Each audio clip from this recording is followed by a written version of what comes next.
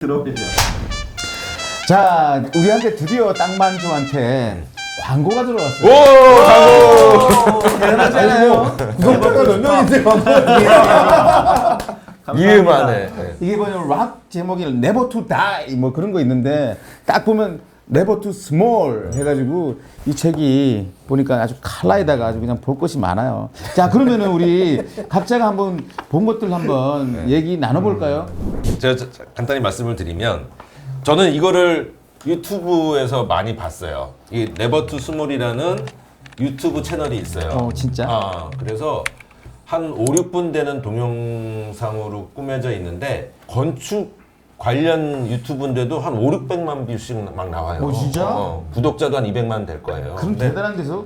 호주 유튜버인데 그래서 그 가끔 봤는데 자주 안 보는 이유가 제가 이게 듣기가 안 되잖아. 영어거든요. 그래가지고 그냥 그림만 영상만 보고도 되게 좀 재미가 없고 막 그랬었거든요. 그래서 근데 이게 딱 나온 거야. 여기 보면 그 유튜브에 나왔던 집들이 다 나와 있어요. 인기 네. 동영상을 어떻게 보면 여기다 다 담아놔. 그렇죠. 그래서 여기가 이게 가장 큰 장점은 한글이라는 거지. 그래서 한글로 되어 있는 설명을 보면서 이 책을 보실 때는 유튜브랑 꼭 같이 보시면 재미가 2배다. 평면도도 다 나와 있네. 왜냐면 이게 사진만으로는 그 집의 전체를 다 보기는 어려운데 사진도 보고 영상도 같이 보면서 이게 작은 집들 진짜 작다. 하다 보니까 가구나 이런 것들이 뭐 이렇게 접히고 열리고 뭐 이런 것들이 많이 보여요. 근데 이 책만으로는 그걸 이해하기가 조금 어려운 부분이 있는데 동영상이랑 같이 보면 그게 좋더라고요. 그렇구나. 저 재밌게 봤어요. 근데 여기 목차가 좀 재밌어요. 뭐 이게 약간 좀 근대 건축 5원칙 같은 느낌이 들기도 하고 무슨 작은 집에 대한 어떤 그 원칙 같은 건데 다양화하다, 확대하다, 확장하다, 이거 재생하다. 환장하다 아니었어? 환장? 환장하겠네. 환장하겠다 진짜. 혁신하다 뭐 이렇게 구성되어 있는 한 5가지 카테고리로 나눠서 작은 집에 대한 소개를 지금 하고 있어요. 아, 주제를 가지고. 그리고 진짜 보니까 뒤에 4평부터 시작해서 5평, 6평, 13평. 제일 큰 게 13평짜리고 그러네. 사실은 이게 좀 그러니까 생각을 좀 많이 사람들한테 좀 전환할 수 있는, 좀 확장할 수 있는 어떤 여지가 좀 있을 것 같은데 이 젊은 친구들이 좀 많이. 근데 이게 우리가 전문가들이 보기에는 좀 다소 심심해하고 재미가 없을 수도 있어. 좀 재미가 없을 수도 있는데 일반인들이 보기에는 충분히 되게 매력적이에요. 그래서 이 좀 1인 가구가 많아지고 있는데 사실 1인 가구들이 요즘에 그 인테리어나 내부 스타일링 이런 것들에 관심이 많잖아. 그래서 보시면 참 도움이 많이 될 것 같아요.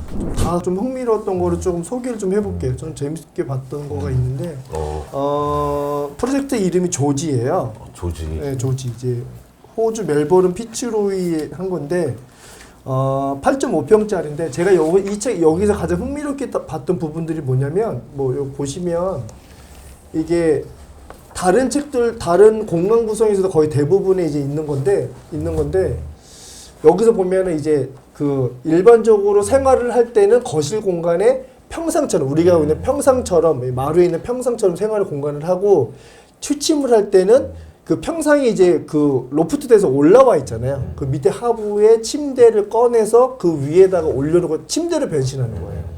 그러니까 이야기는 뭐냐면 그래서 보면 하나의 공간에서 우리 한옥처럼 하나의 공간에서 2가지 이상의 공간을 쓸 수 있도록 다양화를 했다. 이게 아마 이 책에서 가장 많이 다루고 있는 주제들 중에 하나거든요. 이 하나의 공간을 하나, 2개, 3개 정도 여러 용도 쓸 수 있는 것 중에 하나여서 저는 요거 되게 재밌게 봤거든요. 보면 저희도 바로 쓸 수 있는 게 원룸에서 침대 공간을 놓는 순간 이 침대의 공간 어떻게 보면 생활 공간의 데드 스페이스가 되거든요. 저는 오히려 데드 스페이스 되는 공간을 일반 생활 공간에서 생활할 수 있도록 약간의 거실에 소파 같은 개념으로 평생을 했다는 거가 저는 되게 재밌게 봤고요. 그리고 또 하나 봤던 거 또 소개를 해볼게요. 보네카라는 프로젝트고요. 보낼까 안 보낼까? 보낸 것 같아요. 보네카 프로젝트고 면적은 7.3평. 여기서 봤던 거 재밌던 건 뭐였냐면요. 이거였어요. 보면 다 가르쳐주면 안 돼. 책 안 살 수 있어. 그렇죠. 그래서 이것도 이제 마찬가지인데 이거 같은 경우는 파티션 월이 무빙이 되는 거예요. 파티션 월이 무빙이 되면서 일반적으로 생활하는 공간에서는 파티션을 이쪽으로 옮기면 주방이 오픈돼서 내가 주방에서 생활하는 그 낮의 생활들을 하고 파티션이 한쪽으로 다시 넘어가면 침실이 열리거든요. 그러면 그때부터는 침실 공간에 들어와서 숙면에 대한 그 생활이 바뀌는 거예요. 저도 이거 되게 좋게 봤는데 이게 어떤 그 자기적이지 않고 그냥 내 생활의 그 시간의 흐름에 따라서 그렇죠. 그냥 이렇게 열고 닫음으로써 자연스럽게 연결이 되는 그게 되게 좋았어요. 우리 이런 거 많이 생각했잖아. 아니 뭐 많이 하죠. 근데 일반인들이 보기에는 되게 재미있는 아이디어일 수 있어요. 근데 우리가 지금 여기 소개되는 내용들이 참 보면 다 작잖아. 근데 우리는 왜 이렇게 다양성이 없을까? 세계에 있는 해외에 있는 사례들이 다 위주라 사실은 우리나라에 있는 사람들이 이걸 보면은 이렇게 다양한 조그만 집들이 이렇게 많아? 라고 생각이 들 것 같아. 우리는 참 되게 보면 원룸하면은 그냥 뭐 몇 바이 몇 바이 몇이잖아. 그렇게 한정해서 보는데 이분들은 그런 상품으로 안 보고 사실은 집에 대한 애착들이 되게 많은 거예요. 우리가 이제 우리나라 현실에서 작은 집이란 거는 약간 의도되어 있다기보다는 어쩔 수 없음에 대한 나타나는 집인 거죠. 그러니까 그래서 뭐 지금 협소라는 것도 되게 우리가 부정적 언어로 많이 썼는데 어쩔 수 없는.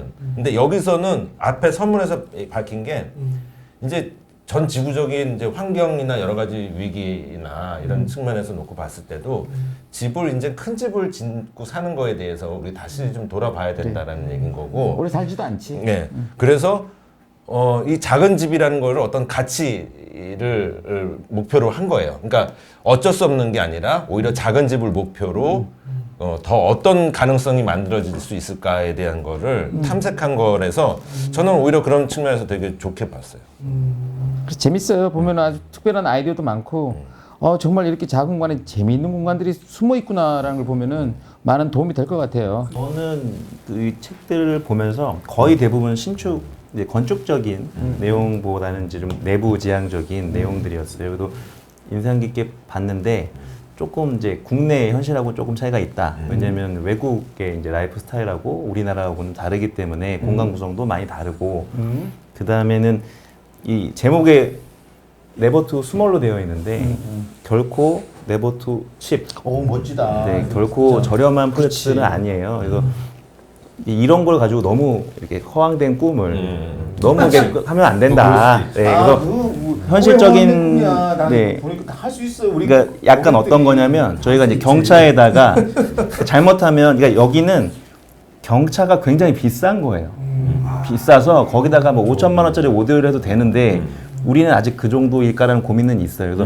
그래서 이런 부분들은 오히려 저는 이걸 보면서 내 삶의 패턴이라든가 나의 어떤 경제적인 능력이 맞다라고 하면 충분히 적용해 볼 수 있을 것 같다라고 해서 오히려 저희한테 질문을 주는, 네, 그러니까 이뻐서 좋다가 아니라 내가 이렇게 살 수 있을까라고 현실 신뢰를 가지고 너무 인문학적 괜찮다. 네, 상상해 볼 수 있을 것 같아요. 칩.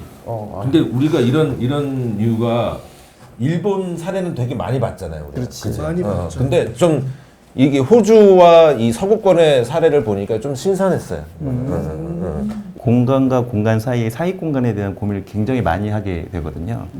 그러니까 실질적으로 꼭 필요한 공간들의 최적도 있지만 그 사익 공간을 어떻게 쓰느냐에 따라서 공간의 질은 달라질 텐데 지금 이 네버 투 스몰에는 그 사익 공간들에 대한 물론 상당히 많은 부분은 가구로서 이제 솔루션이 있긴 한데 좀 재미있는 솔루션들이 많아서 재미있었습니다. 근데 일본식 디테일이나 이런 소규모 주택의 그 섬세함하고는 이런 유럽식의 집하고는 완전히 느낌이 달라요. 어떻게 보면 큼직큼직하고 전체적인 느낌을 담아내는 어떤 기술이 어떤 또 제가 생각하기에는 개인적으로는 또 끌리는 듯한 느낌이 들어요. 예, 저는 이쪽 취향인 것 같아요. 낭만적이에요. 근데 이 가격에 이 정도면 굉장히 저렴한 편 아닌가요? 그렇죠. 정제본에 예전에는 카페 같은 경우 이런 것들 다 깎아주면 간지나겠다 이거. 네. 이렇게 해가지고 인스타에서 뭐 펜 하나 딱 넣고 내가 꾸미는 공간은 점점점 해서 사진 올리는 건가? 어디 기다릴 때 슬쩍슬쩍 이렇게 넘기면서 이렇게 눈요기 하는 그런 책인 것 같아. 그렇지. 소품으로 딱 넣고 조명 하나 갖다 놓고. 그렇지. 이렇게 볼 수도 있을 것 같아. 그 코디네이션한 소품들이 예사롭지 않아요. 그래서 방을 자기가 무엇으로 꾸밀까, 조명은 어떤 걸 써볼까 하면은 사실은 이걸 사례를 하면은 좋은 참조가 될 것 같아요, 그죠? 책은 보는 게 아니고 사는 겁니다. 네. 그래서 꼭 하세요 하나씩. 인테리어 딱 좋습니다. 끝. 자 오늘 또 뭐 많은 얘기 나눴고요. 네. 그 다음에도 좋은 사연 보내주시면은 작가의 도장이나 사인이 찍힌 우리 5명 다 하죠. 좋은 것을 특별 증정